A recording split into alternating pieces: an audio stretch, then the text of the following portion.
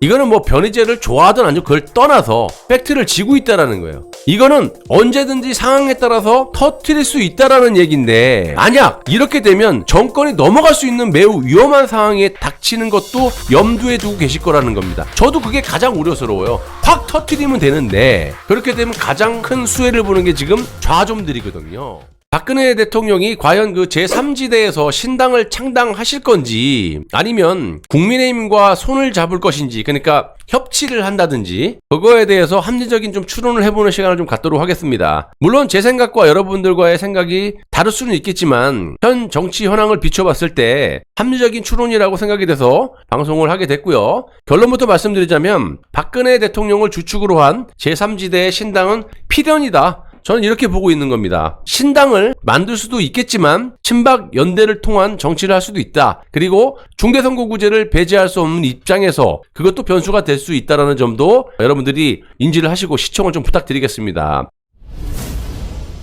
자, 우선 현재 여야가 추구하는 정치 구도를 보시면요, 내각제로 국정을 운영하겠다 이겁니다. 자, 국민 여론과는 상반되는 짓거리를 하고 있는 것이죠. 그러다 보니까 내각제나 이원집정제를 말하기보다는 지방 분권이니 뭐 분권형 대통령이니, 더 나가서 이제는 내각제로 갈 수밖에 없는 중대선거구제, 특히 대선거구제를 택하고 그렇게 노선을 정하고 가고 있는 겁니다. 내각제 개헌은 당연히 국민 투표를 거쳐야겠지만 중대선거구제 개편은 국회에서 지들끼리 두들기면 되는 거기 때문에 우리가 막을 수는 없는 거예요. 현재 소선거구제로 한 지역구당 한 명의 당선자가 국회의원이 돼서 지역구를 끌어나가는 반면에, 저들이 지금 추구하고 있는 대선거구제 같은 경우는 지역구를 묶어가지고 1위만 선발되는 게 아니라 3, 4, 2, 5등, 6등, 7등, 8등까지 국회 배지를 달 수 있게 한다는 점이고, 소수 정당들의 반대 목소리를 잠재우기 위해서 비례대표 수를 50석까지 늘려준다. 이 짓거리를 하는 겁니다. 여기 동의합니까, 여러분?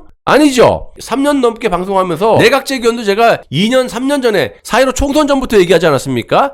자, 지금 보세요. 그렇게 되고 있잖아요. 그래서 제가 아무리 무식하다 하더라도 빈말은 안 한다라는 거 여러분 좀 알아주셨으면 좋겠고, 한마디로 이 국민들에게 인정받지 못한 그나마 이름 석자 정도 알려져 있는, 예를 들면 뭐 박지원이나 이재호 같은 영감, 김무성 같은 이 구태 정치인들, 영구적으로 이렇게 국회의원직을 헤쳐먹겠다, 노인들 세상을 만들겠다, 이 짓거리 하고 있는 거예요 지금. 자, 그래서 이런 식으로 개편이 된다고 한다면 어쩔 수 없이 다당제로 갈 수밖에 없는 것이고, 이게 바로 내각제로 국정을 운영할 수밖에 없다는 이유라는 겁니다. 일단 이런 개념으로 봤을 때 대통령제로 만들어 놓으신 분이 누굽니까? 박정희 대통령 아닙니까? 박정희 대통령의 따님이신 박근혜 대통령의 판단은 어떠하실지에 대해서도 우리가 매우 궁금한데, 현재 박근혜 대통령께서는 발톱을 딱 숨긴 채 단 한마디 입장도 없으신 상태입니다. 뭐 그 이유는 여러 가지겠지만 대표적으로 주변 세력이 아직까지 미흡할 수도 있는 문제고, 그걸 지금 마련하고 있는 상태다. 그리고 중요한 건 이재명의 구속 여부다. 박근혜 대통령의 입장에서 봤을 때 급할 건 없다라고 보고 있고요. 이재명의 구속 이후에 입장이 나올 확률이 많다는 겁니다. 그래서 올 6월에서 8월설이 나오고 있는 것이고요. 확실한 건 내년 총선 대비 총선 전에 박근혜 대통령의 입장이 분명히 나온다. 실제로 현재 최경환 전 경제부총리가 경산 쪽에서 출마를 위해 활발하게 움직이고 있고요. 우병우 전 민정수석도 양산 출마설이 나오고 있지 않습니까?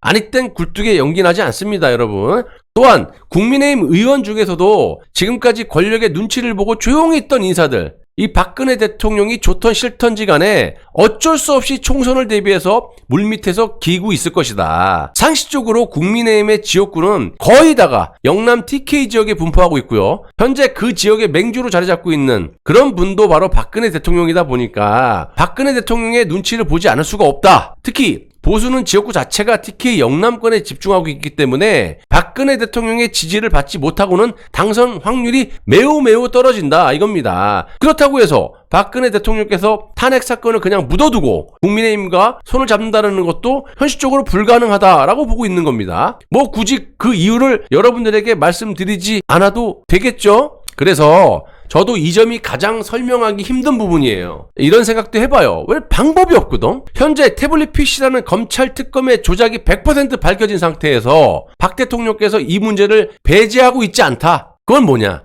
딱 손아귀에 들고 있다라는 겁니다. 이거는 뭐 변희재를 좋아하든 아니든 그걸 떠나서 팩트를 지고 있다라는 거예요. 이거는 언제든지 상황에 따라서 태블릿 조작을 터뜨릴 수 있다라는 얘기인데, 만약 이렇게 되면 정권이 넘어갈 수 있는 매우 위험한 상황에 닥치는 것도 염두에 두고 계실 거라는 겁니다. 저도 그게 가장 우려스러워요. 확 터뜨리면 되는데 그걸 왜 안 하고 계실까? 그렇게 되면 가장 큰 수혜를 보는 게 지금 좌좀들이거든요. 그걸 왜 모르시겠어요? 저도 아는데. 그래서 옛날부터 내가 말씀드린 게 이거거든요. 어느 선까지 가이드라인을 정해놓고 이거를 진실을 밝힐까? 이거 매우 힘든 거야. 참 이거 가늠하기가 힘든 부분이거든요. 이것도 박근혜 대통령의 판단과 몫이고, 일단 윤석열 정권을 그대로 유지시킨 후 4년 남았잖아요. 정권 연장을 이룬 후에 잘못된 점들을 그때서 밝힌다? 아니면 그냥 탄핵의 진실을 묻고 가신다? 참 우리가 예측하기가 힘든 부분이에요. 박근혜 대통령을 사랑하시는 분들은 당연히 지금 당장 탄핵 과정에서 조작된 진실을 모조리 폭로하고 명예회복을 하신 후에 정치 복귀하시는 것을 바라고 계시겠지만, 저도 마찬가지예요. 만약 그렇게 된다면 지금 당장은 속이 시원하겠지만 좀 전에도 말씀드린 정권 자체가 좌파로 넘어가서 가장 큰 수혜를 보는 것도 좌좀들이다. 이런 명분을 줄 수 있다라는 위험을 감수해야 된다는 겁니다. 그래서 더더욱 박근혜 대통령을 중심으로 한 제3지대에서 창당 후에 세력이 영향력을 행사하든 아니면 협치를 하든 어찌됐든 박근혜 대통령 세력이 어쨌든 구축이 돼야 된다. 여러분, 저는요, 여러분들과 같은 국민이에요. 잘못된 건 고치고, 그런 취지에서 방송을 하는 거지 제가 무슨 의도가 있겠습니까? 하지만 워낙 문제가 심각하고 잘못하면 정권이 넘어갈 수 있는 부분이기 때문에 제가 좀 조심스럽게 방송을 하는 것이지, 진실을 말하자면 끝도 없어요. 여론이 만약에 그걸 원한다면 내가 누구보다도 훨씬 많은 팩트를 가지고 많이 공부를 했기 때문에 다 조져버릴 수 있어요. 그 시점이 박 대통령이 이제 입장을 밝힐 때 내가 힘을 받는다라는 거지, 빵식이 TV가. 그 시점은 박 대통령께서 어떤 스탠스를 잡고 어떤 입장을 냈을 때 내가 그분의 요만큼이라도 서포터가 돼서 이 나팔수로서 조져질 수 있는 거, 좌파들하고 싸울 수 있는 거, 그 용기와 어쨌든 그런 건 내가 갖고 있다라는 거죠. 좀만 참아보십시오. 자, 이런 거 하나하나 눈 감고 넘어가면요, 여러분, 법치가 뭐가 필요합니까? 힘 있는 것들은 범죄를 저질러도 된다라는 논리 아닙니까? 이재명 보세요. 당대표 딱 틀어주고 하는 짓거리 보시라고요. 사람이 몇 명이 나가 죽어 자빠집니까? 이게 무슨 놈의 민주주의 국가냐고요. 아무튼 여러분들께서 잘 판단하시고요. 다시 돌아가서 제가 제3지대 신당이 필요하고 또 그렇게 될 가능성이 높다라고 보는 것이 바로 이 중대선거구제 개편도 그렇지만 현재 제3지대에 제대로 된 정당이 없다라는 겁니다. 정의당? 뭔데 저것들? 자, 쉽게 말씀드려서 여야가 박근혜 대통령을 탄핵시킨 본질이 바로 내각제로 영구적으로 국민 눈치 안 보고 지들끼리 노인 세상을 만들어 먹겠다라는 걸 알면서도 이걸 막으려는 강력한 정당이 없다라는 거예요. 그걸 할 수 있는 세력이 바로 박근혜 신당이라는 겁니다. 여러분들도 아시겠지만 그동안은 안철수 의원이 그 역할을 해왔었다? 아무튼 본인이 포지션 잡고 뭐 역할을 하겠다고 해오지 않았어요? 아무튼 객관적으로 안철수가 제3지대에서 정당을 만들어가지고 그런 역할을 하지는 못했지만 객관적으로 10년 동안 했던 것도 사실이에요. 하지만 끝내 국민의힘에 들어오면서 그 명분이 사라진 상황입니다. 그리고 지금 국민의힘 당 대표 선거에서 낙선을 하면서 거의 국민의힘을 떠나는 분위기 아닙니까? 대통령실 막 까고 있고 고소하고 이런 상황에서 안철수 의원이 다시 제3지대의 신당을 만든다? 이거는 말도 안 되는 소리고요. 그렇다면 지금 여야가 한 몸이 돼가지고 내각제로 국정을 운영하는 것을 견제하기 위해서 박근혜 신당밖에 없다라는 겁니다. 뭐 아니면 뭐 박근혜 대통령도 이들과 같이 손을 잡고 간다? 묻어버리고 간다? 이건 있을 수 없는 최악의 상황인 것이고요. 그렇게 될 가능성도 0%라고 봅니다. 이 점도 물론 박근혜 대통령께서 인지하고 계실 거라고 보고 있고요. 다시 한번 말씀드리지만 탄핵의 본질은 내각제로 가기 위함이고 이를 모를 수 없는 박 대통령께서 국가와 국민을 버리고 그렇게 하실 거라고 생각하는 건 큰 오산이라고 봅니다. 잘못된 정치 구도를 바로잡기 위해서는 박 대통령께서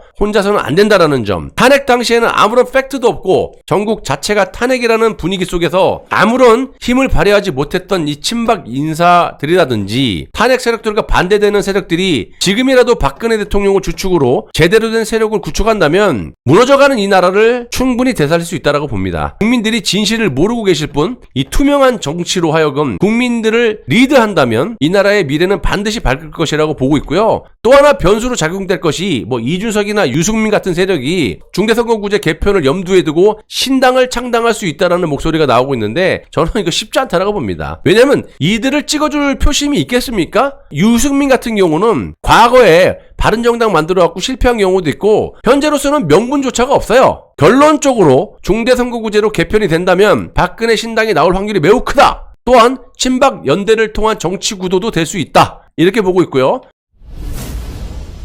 민주주의 많이들 말씀하시죠. 이 본질을 모르는 분들이 많아요. 중국의 시진핑이 공산당답게 99%도 아니에요. 100% 찬성으로 세 번째 연임을 성공했습니다. 헌법을 다 바꿔버렸죠. 평생에 처먹으려고. 어저께 세 번째 연임에 성공했어요. 시진핑이가. 이런 중국도 중화민주주의 공화국입니다. 북한이요? 조선인민민주주의 공화국. 대한민국 자유민주주의 공화국이에요. 앞에 자유를 빼버리면 우리도 저들과 마찬가지로 자유가 없는 그냥 민주주의 공화국 이렇게 살게 될 수가 있는 거예요. 자유가 없는 나라가 되지 않으려면 또 자유민주주의가 유지되려면 견제 세력이 반드시 있어야 돼요. 보수 7, 좌파 3 뭐 이런 식으로 얘기하지 않습니까? 그래서 견제 세력이 반드시 필요하긴 해요. 지금 대한민국은 여야가 한몸이 돼가지고 국민들을 속이고 국민이 원하지 않고 있는 그런 체제를 만들어가지고 지들만의 세상을 만들려고 하고 있어요. 그런데 이런 걸 알면서도 막지 않고 개개인의 지들 밥그릇만 챙기려고 하고 있다는 겁니다. 그래서 반드시 이런 잘못된 점들을 견제하기 위해서라도 저 같은 사람이 여러분들에게 진실을 밝히는 거고 판단은 여러분들의 몫이고 또 그 진실을 국민들에게 알려서 국민들이 평가할 수 있는 자유민주주의 공화국을 만들기 위해서는 반드시